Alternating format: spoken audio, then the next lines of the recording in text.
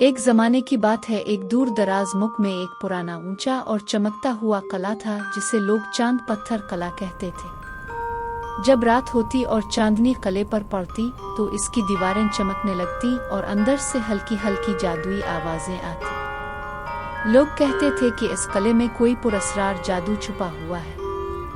इसी मुल्क में एक नेकदिल, खूबसूरत और बहादुर शहजादी रहती थी जिसका नाम रानिया था। रानिया को हमेशा नई जगहों की खोज करना, पुराने राज जानना और जादू के बारे में पढ़ना बहुत पसंद था। एक रात रानिया ने फैसला किया कि वो खुद चांद पत्थर कले का राज देखेगी। वो चुपके से निकली और कले में दाखिल हो गई। अंदर हल्की रोशनी और ठंडी हुआ थी। रानिया अभी कुछ कदम ही चली थी कि अचानक इसके सामने चांद की जादूगरनी आ गई। जादूगरनी ने गुस्से से कहा, शहजादी रानी, तुमने मेरे जादू के मकाम में कदम रखा है, अब तुम हमेशा के लिए सो जाओगी। ये कहकर उसने हाथ घुमाया और जादुई रोशनी निकाली। रानिया की आंखें भारी हो गईं, वो जमीन पर बैठ गई और गहरी नींद सो गई। बादशाह और मलिका को खबर मिली तो वो बहुत घबरा गए। पूरे मुल्क में ऐलान हुआ कि जिसने रानिया को जगाया इसे इनाम मिलेगा।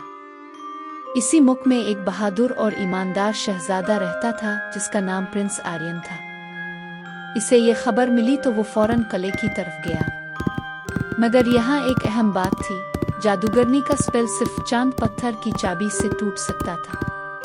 ये चाबी एक छोटे खुफिया कमरे में छुपी हुई थी और इसे तलाश करना बहुत मुश्किल था। रानिया का छोटा दोस्त चमकीला परिंदा इस वक्त आगे आया। इसने चहचहाते हुए प्रिंस को इशारा किया कि वो इसके पीछे आए। दोनों कले में जगह जगह ढूंढते रहे। आखिरकार एक पुरानी लकड़ी की अलमारी में उन्हें एक छोटा सा संदूक मिला। इसमें चांद पत्थर की चमकती हुई चाबी रखी थी। प्रिंस आर्यन ने चाबी तेजी से ताले में लगाई। जैसे ही चाबी घूमी, पूरा कला रोशन हो गया।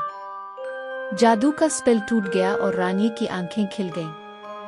इसने मुस्कुराकर प्रिंस का शुक्रिया अदा किया। बादशाह बहुत खुश हुए। उन्होंने ऐलान किया कि शहजादा आर्यन की बहादुरी और नेकी के बदले वो शहजादी रानिया से शादी करेगा। रानिया भी खुश थी क्योंकि आर्यन बहादुर, ईमानदार और नेकदिल था। जल्द ही उन दोनों की सादा और खुशी से भरी शादी हुई। पूरा मुल्क जगमगा उठा।